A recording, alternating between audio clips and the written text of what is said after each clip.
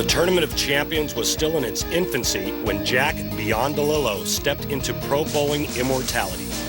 Competing in the 4th annual Firestone Tournament of Champions, Biondolillo opened the ABC Sports telecast with the first ever televised perfect game in PBA history, defeating Les Schischler 300-216, but will forever be remembered as the PBA's first perfect man.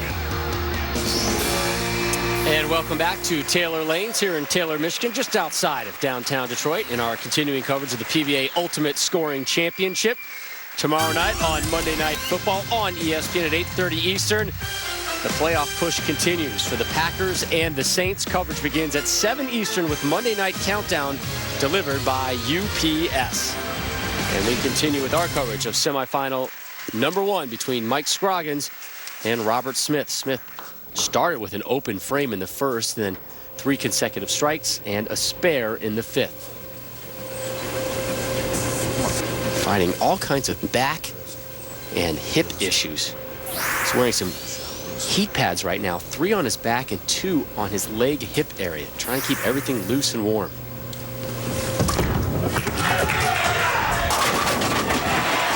And Rob, at 34 years of age, Robert Smith really is a mess with these injuries. And, you know, he said, listen, guys, if I can't get healthy, if I can't get rid of this pain, I've got no choice but to retire. Robert Smith sure was impressive during his march to today's telecast, especially once the tournament hit match play. 11 of his 15 games were 245 or better, and he averaged over 251. He then excused Sean Rash from the round of 8 in quick fashion by rolling 4 games of 246 or better to win the match 4-1 and advance to today's telecast.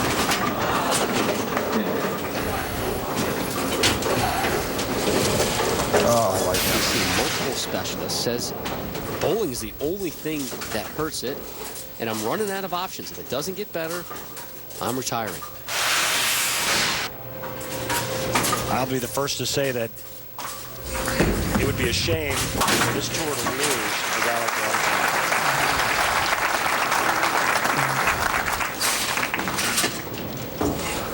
Robert. He's been more of a muscle type guy, more of a muscle bowler through the years, but during the offseason, he really tried to change that. Yeah, he tried to soften it up a bit, go a little bit straighter to try to take some of the strain and wear and tear off his body, but hey, instinct is instinct, man. He's a power player.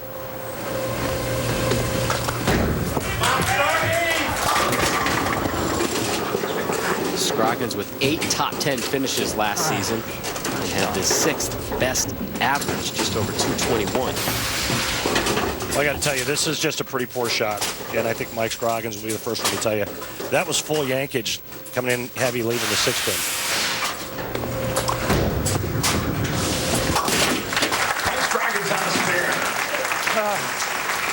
pin. Won 2 titles last season for the first time in his career. Has 5 total. He's been on the tour for 17 years.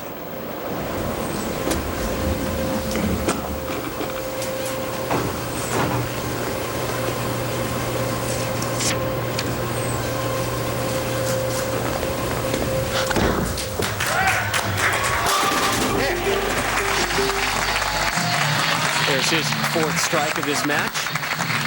And the number's a little lower than we anticipated. I mean, we still know this has some challenge to it, the oil pattern, but we thought the pros would be doing a little bit better at this stage. Comparatively speaking, that what the players face on a weekly basis, I mean, most of the time the patterns are very flat. This has got some buildup in the middle. When you look at some of the numbers, P.J. Haggerty averaged 253 for 7 games in the TQR round. Parker Bowman III, he averaged 259 for 7 games in the first round of don't sit in the shot. Patrick Allen, as we said earlier, averaged 260 for 14 games, tying a PBA record. There was big scores all week. As everyone knows that follows the tour and watches television religiously, TV day is TV day. 18 of the 28 perfect games rolled this season, about 64% registered so far, were shot here during the Ultimate Scoring Championship week. And boy, it just looks like Robert is in pain. And You just wonder, how good would he be if he was healthy?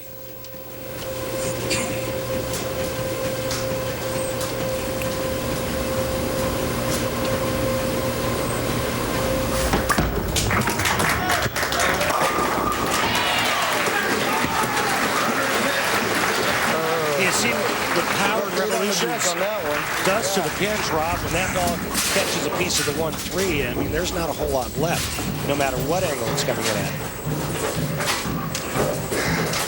PBA.com is your best source for all the latest PBA news, including information about PBA Experience bowling leagues. Those leagues, which are a joint venture between the PBA and USBC, give league bowlers a chance to bowl in the same oil patterns that the pros compete on each week. Head on over to PBA.com to check that out.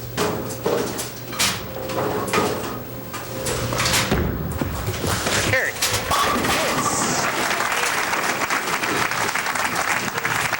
That'll help Scroggins lead. So both our semifinalists strike in the foundation, and we move on to the 10.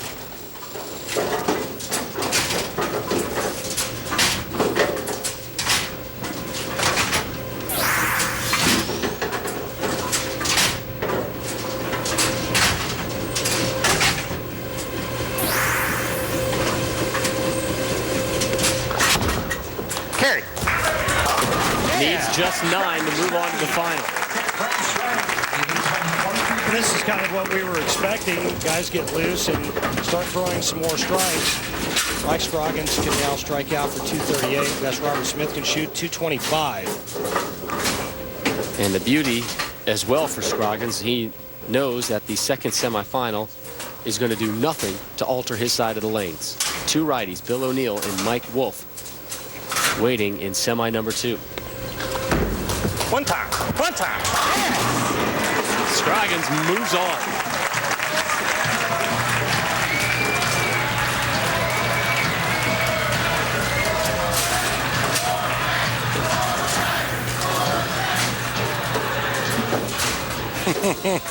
Rob, I don't want to tell you what they're chanting, my friend, but it kind of rhymes with or agger. I don't know what you're talking or about. four-bagger.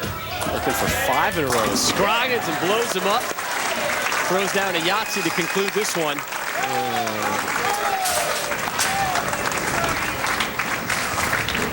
238 for the southpaw.